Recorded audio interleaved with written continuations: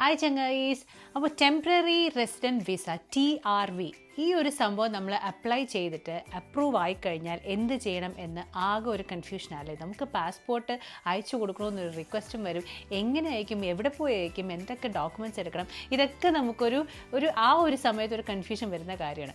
അപ്പോൾ ഇന്ന് ശരിക്കും പറഞ്ഞാൽ ടെമ്പററി റെസിഡൻറ്റ് വിസ വന്നിട്ട് ഞങ്ങൾ പാസ്പോർട്ട് റിക്വസ്റ്റും എടുത്ത് ഇന്ന് കാനഡ പോസ്റ്റ് വഴി പാസ്പോർട്ട് സെൻഡ് ചെയ്ത് കൊടുക്കാൻ പോവുകയാണ്. ആ ഒരു പ്രോസസ്സ് ജസ്റ്റ് ഒന്ന് നിങ്ങളോടൊന്ന് ഷെയർ ചെയ്യാമെന്ന് വിചാരിച്ചു. ഒരുപാട് പേര് ഇങ്ങനെ ഡൗട്ട്സ് ചോദിക്കുന്നുണ്ട് ഈ ഒരു പ്രോസസ്സിനെ കുറിച്ചിട്ട്. അപ്പോൾ TRVൻ്റെ എന്തെങ്കിലും ഡൗട്ട് ഉണ്ടെങ്കിൽ ചോദിക്കുക, ഞാൻ പറയാം. അതല്ലാതെ ഈ ഒരു പ്രോസസ്സ് വ്യക്തമായിട്ട് നമുക്കിന്ന് ഒരുമിച്ച് ചെയ്യാം.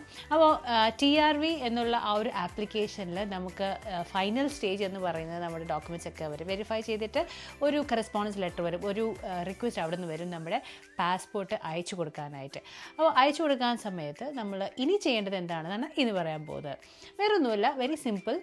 രണ്ട് കാര്യങ്ങളാണ് നമ്മൾ കയ്യിൽ കരുതേണ്ടത്. നമ്മുടെ പാസ്പോർട്ട്, മേക്ക് ഷുവർ ആ പാസ്പോർട്ടിന് എക്സ്പയറി അത്യാവശ്യം നമ്മുടെ ആ ഒരു പെർമിറ്റഡ് ടൈം പീരീഡിനുള്ള എക്സ്പയറി ഉണ്ടെന്നുള്ള ഒരു കാര്യം നമ്മൾ എൻഷുർ ചെയ്യുക.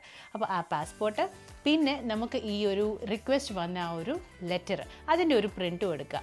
ആ ഒരു രണ്ട് സംഭവം കൊണ്ട് നേരെ നമ്മൾ ഒന്നുകിൽ കാനഡ പോസ്റ്റ് അല്ലെങ്കിൽ കൊറിയർ സർവീസ് ആയ UPS പ്യൂറോ ലെറ്ററോ ഫെഡെക്സോ അങ്ങനെ എന്തെങ്കിലും ഒരു പ്രൈവറ്റ് കൊറിയർ സർവീസിൽ പോവുക, നമ്മൾ ആ ഡോക്യുമെൻറ്റ്സ് അയച്ചു കൊടുക്കുക. ഇനി ഈ ഒരു കാനഡ പോസ്റ്റിൻ്റെ സമരമൊക്കെ ആയ സമയത്ത് ഞാൻ എൻ്റെ TRV റിക്വസ്റ്റ്, അതായത് എൻ്റെ പാസ്പോർട്ട് അയച്ചു കൊടുത്തത് UPS വഴിയിട്ടായിരുന്നു. ഇച്ചിരി കോസ്റ്റ്ലിയാണ്, കമ്പാരിറ്റീവ്ലി ഇച്ചിരി കോസ്റ്റ്ലി എന്നാണ് പറയുന്നത്. എങ്കിലും ഒരു $100 അടുപ്പിച്ചായി എനിക്ക് UPS വഴി അയക്കാനായിട്ട്. പ്രോസസ്സ് എല്ലാം സെയിം ആണെന്നാണ് പറയുന്നത്.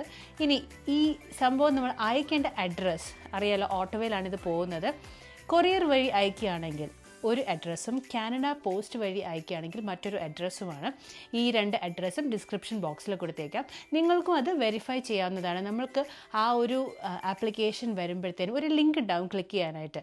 ആ ലിങ്കിൽ ക്ലിക്ക് ചെയ്യുമ്പോഴത്തേനും കാനഡ എന്നുള്ള കൺട്രി ചൂസ് ചെയ്ത് താഴോട്ട് നമ്മൾ സ്ക്രോൾ ഡൗൺ ചെയ്യുമ്പോൾ നമുക്കറിയാൻ പറ്റും എന്തൊക്കെയാണ് ഡോക്യുമെൻറ്റ്സ് എടുക്കേണ്ടത്, എന്തൊക്കെയാണ് ഫോർമാറ്റ്, ആ ഒരു എൻവലപ്പിൻ്റെ സൈസ്, അഡ്രസ്സ്, കാര്യങ്ങൾ എല്ലാ ഡീറ്റെയിൽസും അവിടെ കൊടുത്തിട്ടുണ്ടാകും. ഇനി നമ്മളിതൊന്നും വിഷമിക്കേണ്ട കാര്യമില്ല.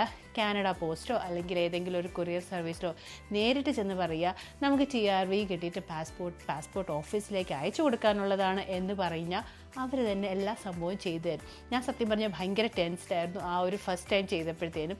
എന്തൊക്കെയോ ഡോക്യുമെൻറ്റ്സ് എടുത്തിട്ട് പോകുന്നു, നോട്ട് ഡൗൺ ചെയ്തിട്ട് പോകുന്നു, പേപ്പറും പെന്നും ഒക്കെ കരുതി പോകുന്നു. ഇതൊന്നിൻ്റെ ആവശ്യമില്ല. ചെല്ലുക, അവിടെ ചെന്ന് പറയുക ഇത് പോസ്റ്റൽ വഴി നമുക്ക് അയക്കേണ്ടതാണ്, പാസ്പോർട്ട് അയക്കേണ്ടതാണെന്ന് പറയുക. അവരിതെല്ലാം സംഭവം ചെയ്തു തരും. ഏതായാലും നമുക്ക് ഇന്ന് പോസ്റ്റൽ വഴി, അതായത് കാനഡ പോസ്റ്റ് വഴി അയക്കുന്ന ആ ഒരു പ്രോസസ്സ് പെട്ടെന്ന് കണ്ടിട്ട് തിരിച്ചു വരാം.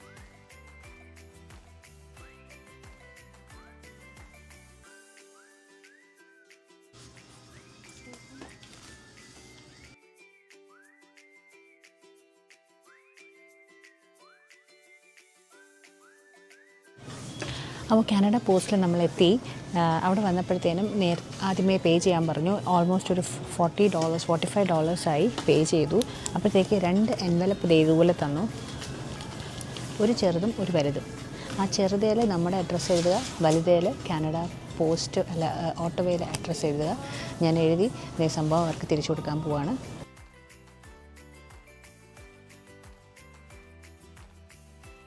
പരിപാടികളെല്ലാം കഴിഞ്ഞു. എൻവലപ്പും പാസ്പോർട്ടും നമ്മുടെ ലെറ്ററും കൂടെ കൊടുത്തു. അവിടുത്തെ ഓഫീസർ തന്നെ അതിൻ്റെ അകത്ത് ആ വലിയ ലെറ്ററിൻ്റെ ഉള്ളിൽ, എൻവലപ്പിൻ്റെ ഉള്ളിൽ പാസ്പോർട്ടും ലെറ്ററും ഒക്കെ വെച്ച്, ആ ചെറിയ എൻവലപ്പും കൂടെ വെച്ച് സീൽ ചെയ്തു. നമുക്ക് അതിൻ്റെ ഒരു ഒരു QR കോഡുണ്ട്, അത് സ്കാൻ ചെയ്യാൻ വേണ്ടിയിട്ട് ഒരു ഫോട്ടോ എടുക്കാൻ പറഞ്ഞു. അതിൻ്റെ ഒരു റിസീറ്റ് കൈ തന്നിട്ടുണ്ട്. ഇനി വെയിറ്റ് ചെയ്യുക, പോസ്റ്റൽ വഴി നമുക്ക് സംഭവം കിട്ടും എന്നാണ് പറയുന്നത്. 10 days. ഇനി ഒരു ബിഗ് ഡിഫറൻസ് എന്ന് പറയുന്നത് $45 ഇവിടെ ആയെങ്കിൽ ഒരു പ്രൈവറ്റ് കൊറിയർ വഴി അയക്കുകയാണെങ്കിൽ ഓൾമോസ്റ്റ് ഒരു $100 ആവും.